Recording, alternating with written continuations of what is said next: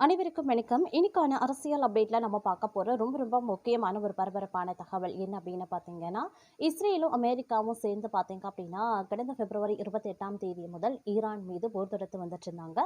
இந்த போர் பார்த்தீங்க அப்படின்னா 2 வாரத்திற்கு நீடிக்கும் அப்படின்னு சொல்லப்பட்ட நிலையில, தற்போது பார்த்தீங்க அப்படின்னா, நாளுக்கு நாள் போரினுடைய தீவிரம் அதிகமாகிக் கொண்டிருக்கிறது போல, நாட்களும் வந்து கடந்து சென்று கொண்டிருக்கிறது அப்படின்னு கூட சொல்லலாங்க. இந்த போர் பார்த்தீங்கன்னா, உலக மக்கள் மத்தியில பெரும் அதிர்வலைகளை ஏற்படுத்தியிருக்கிறது அப்படின்னு சொல்லலாம். அது மட்டும் இல்லாம ஈரானுக்கு பார்த்தீங்க அப்படின்னா, நட்பு நாடாக விளங்கக்கூடிய ரஷ்யா, இந்த விஷயத்துல தற்போது தலையிட்டிருக்காங்க. அமெரிக்கா மற்றும் இஸ்ரேல் வந்து நடத்திய தாக்குதல்ல ஈரானுடைய உச்சபட்ச தலைவரான அயதுல்லா கமேனி வந்து இறந்தாரு. அவருடைய மகன் பார்த்தீங்க அப்படின்னா, தற்போது உச்சபட்ச தலைவராக இருக்காரு. தற்போது இந்த தாக்குதல்ல பார்த்தீங்க அப்படின்னா, அவரும் வந்து படுகாயமடைந்திருக்காரு. இதற்காக உதவி செய்ய வந்து ரஷ்யா வந்து களமிறங்கியிருக்காங்க. தற்போது ஈரானினுடைய உச்சபட்ச புதிய தலைவராக பதவியேற்றிருக்கக்கூடிய அயதுல்லா அலி கமேனியினுடைய மகனுக்கு தீவிர சிகிச்சை ரஷ்யாவில் அளிக்கப்பட்டு வந்துட்டு இருக்குங்க. இது குறித்த விரிவான தகவலை தான் நாம இன்னைக்கு வீடியோல தெரிஞ்சுக்க போறோம். இதைத் தொடர்ந்து இந்த விஷயங்கள்ல என்ன நடக்க போகிறது, இனி இந்த போரினுடைய தீவிரம் என்னவாக இருக்கும், ரஷ்யாவினுடைய நிலைப்பாடு இந்த விஷயத்துல என்ன மாதிரியான நடவடிக்கைகளை எடுக்க தூண்டும், இதற்கு அமெரிக்கா இஸ்ரேல் என்ன மாதிரியான தாக்குதலை என்ன மாதிரியான பதிலடியை கொடுக்க போறாங்க அப்படிங்கிற மாதிரியான பல தகவல்கள் வந்து கசிந்திருக்கிறது. இது குறித்த முழுமையான தகவலை நீங்க தெரிந்த பலன் பெற வீடியோவை ஸ்கிப் பண்ணாம கடைசி வரைக்கும் பாருங்க. வீடியோக்குள்ள போகிறதுக்கு முன்னாடி இது வரைக்கும் நீங்க நம்ம சேனலை சப்ஸ்கிரைப் பண்ணல அப்படின்னா உடனே சப்ஸ்கிரைப் பண்ணிக்கோங்க. அப்படியே பக்கத்துல இருக்கக்கூடிய நோட்டிபிகேஷனுக்கான பெல் பட்டனையும் பிரஸ் பண்ணிக்கோங்க. சரி நேயர்களே, வாங்க வீடியோக்குள்ள போகலாம். அமெரிக்கா மற்றும் இஸ்ரேல் நாடுகள் சேர்ந்து நடத்திய துல்லிய தாக்குதல்ல ஈரான் உச்ச தலைவராக இருந்த அயதுல்லா அலி கமேனி இறந்தார். அவரது மகனும் ஈரானினுடைய புதிய உச்சபட்ச தலைவர் முஸ்தபா கமேனி உயிர் தப்பியிருந்தார். அவர் படுகாயமடைந்திருக்கக்கூடிய நிலையில் நட்பு நாடு அப்படிங்கிறதுனால அவருக்கு ரஷ்யாவில் சிகிச்சை அளிக்கப்பட்டு வருவதா தகவல்கள் வெளியாகியிருந்தன. ஈரான் மீது அமெரிக்காவும் இஸ்ரேலும் கடந்த மாதம் 28ஆம் தேதி போரை தொடங்கியிருந்தது. முதல் நாளிலேயே ஈரான் உச்ச தலைவர் அயதுல்லா அலி கமேனி, அவரது குடும்ப உறுப்பினர்கள் பலர் கொல்லப்பட்டிருந்தாங்க. அதே போல மூத்த அதிகாரிகளும் கொல்லப்பட்டிருந்தாங்க. அயதுல்லா அலி கமேனி இருந்ததால அவரது மகன் முஸ்தபா கமேனி ஈரானின் புதிய தலைவராக தேர்வு செய்யப்பட்டிருந்தார். கடந்த 28ஆம் தேதி நடந்த தாக்குதல்ல முஸ்தபா கமேனி காயமடைந்துள்ளதாக கூறப்பட்டது. அவருக்கு ரகசிய இடத்துல சிகிச்சை அளிக்கப்பட்டும் வருகிறது. அது மட்டும் இல்லாம இந்த சிகிச்சை ரஷ்யாவில் நடைபெறுவதாக ஒரு தகவலும் வெளியாகியிருந்தது.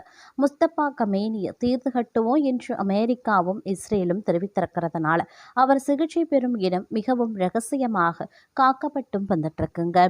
இந்த நிலையில தான் முஸ்தபா கமேனி ரஷ்யாவில் சிகிச்சை பெற்று வருவதாக தகவல்கள் வெளியாகியிருக்கின்றன.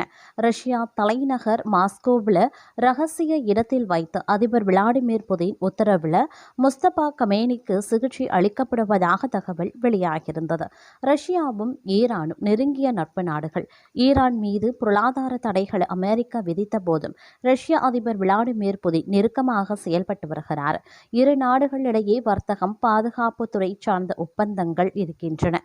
உக்ரைன் மீதான போரின் போதும் கூட ஈரான் ரஷ்யாவிற்கு ட்ரோன்கள் மற்றும் ட்ரோன் டெக்னாலஜியை வழங்கியதாக கூறப்படுகிறது. இதற்கு கைமாறாக முஸ்தபா கமேனியை காப்பாற்ற அதிபர் விளாடிமிர் புதின் அவரை ரஷ்யாவில் வைத்து சிகிச்சை அளித்து வருவதாக தகவல்கள் வெளியாகியிருந்தன. ஏற்கனவே அரபு நாடுகளில் இருக்கக்கூடிய அமெரிக்காவின் பாதுகாப்பு படை தளங்கள் தொடர்பான உளவு தகவல்களை ரஷ்யா தான் ஈரானுக்கு வழங்கியுள்ளதாகவும் அதன் அடிப்படையில் தான் ஈரான் அரபு நாடுகளை தாக்கியதாகவும் கூறப்படும் நிலையில் இந்த தகவல் கசிந்திருக்கிறது. இது தொடர்பாக குவைத் நாட்டைச் சேர்ந்த அல் ஜரீதா செய்தி நிறுவனம் செய்தி வெளியிட்டிருந்தாங்க. அதில் ரஷ்ய அதிபர் விளாடிமிர் புதினும் ஈரான் அதிபர் மசூத் பெசஸ்கியானும் தொலைபேசியில் பேசினாங்களாம். அப்போது முஸ்தபா கமேனிக்கு ரஷ்யாவில் சிகிச்சை அளிக்க புதின் தனிப்பட்ட முறையில் முன்வந்தார். இதையடுத்து முஸ்தபா கமேனி கடந்த 12ஆம் தேதி ரஷ்ய ராணுவ விமானத்தில் மாஸ்கோவிற்கு அழைத்து செல்லப்பட்டும் இருக்கிறார் அப்படின்னு கூறப்பட்டது. இது தொடர்பாக ரஷ்ய அதிபர் விளாடிமிர் புதினின் செய்தி தொடர்பாளர் டிமிட்ரி பெஸ்கோவிடம் கேள்வி கேட்கப்பட்டது. டாஸ் செய்தி நிறுவனம் சார்பில் அவரிடம் முஸ்தபா கமேனிக்கு ரஷ்யா சிகிச்சை அளிக்கிறதா என்ற கேள்வி முன்வைக்கப்பட்டது. அதற்கு டிமிட்ரி பெஸ்கோவ், இது பற்றி நாங்கள் ஒருபோதும் கருத்து தெரிவிப்பது கிடையாது என்று ஒற்றை உரையில் முடித்து கொண்டார். இதன் மூலம் முஸ்தபா கமேனிக்கு மாஸ்கோவில் சிகிச்சை அளிக்கப்படுவதை ரஷ்யா உறுதி செய்யவோ மறுக்கவோ இல்லை. இது பல்வேறு யூகங்களை ஏற்படுத்தியும் இருக்கின்றன. முஸ்தபா கமேனிக்கு என்ன நடந்தது? முஸ்தபா கமேனியின் காயங்கள் குறித்து மாறுபட்ட தகவல்கள் பரவி வந்துட்டிருக்கு. கடந்த 28ஆம் தேதி அயதுல்லா அலி கமேனி மூத்த அதிகாரிகளுடன் தலைநகர் டெக்ரானில் இருக்கக்கூடிய தனது அலுவலக இல்ல மாளிகையில் ஆலோசனைக்கு முயன்றார். அப்போது அமெரிக்கா இஸ்ரேல் ஏவுகணை தாக்குதல் நடத்தியது. இதில் அவரது அலுவலக இல்ல மாளிகை நொறுங்கவும் செய்தது. அயதுல்லா அலி கமேனி மற்றும் அவரது குடும்பத்தினர் பலரும் இறந்தாங்க. மகன் முஸ்தபா கமேனி தப்பியிருந்தார். ஈரான் வெளியுறவு அமைச்சகத்தின்படி அமெரிக்கா இஸ்ரேல் தாக்குதல்களில் கால் கை மணிகட்டில் காயமடைந்தாலும் கூட முஸ்தபா கமேனி நலமாக இருப்பதாக தெரிவிக்கப்பட்டிருந்தது. ஆனால் ஈரான் உச்ச தலைவர் அலுவலகத்தின் நெறிமுறை பிரிவின் தலைவர் மசஹர் ஹிசைனி பேசியதாக வெளியான ஆடியோவில் முஸ்தபா கமேனிக்கு காலில் மட்டுமே காயமடைந்துள்ளதாக கூறப்பட்டது. மேலும் அமெரிக்க அதிபர் டொனால்ட் ட்ரம்ப் ஈரான் புதிய உச்ச தலைவர் உயிருடன் இருக்கிறாரா என்பது தனக்கு தெரியாது என்றார். அதேவேளையில் பிரிட்டிஷ் நாளிதழ் தி சன் செய்தி வெளியிட்டிருந்தாங்க. அதில் ஈரானின் புதிய உச்ச தலைவர் முஸ்தபா கமேனி காலில் பலத்த காயம் ஏற்பட்டிருந்தது. அவர் கோமாவில் இருக்காரு என்று செய்தி வெளியிடப்பட்டிருந்தது. இப்படியான சூழலில் தான் முஸ்தபா கமேனியை ரஷ்யா கொண்டு சென்று அதிபர் விளாடிமிர் புதின் சிகிச்சை அளித்து வருவதாக வெளியான தகவலை ரஷ்யா மறுக்கவில்லை என்பதும் குறிப்பிடத்தக்க ஒரு விஷயமாகவே சொல்லப்பட்டும் வருகின்றதுங்க.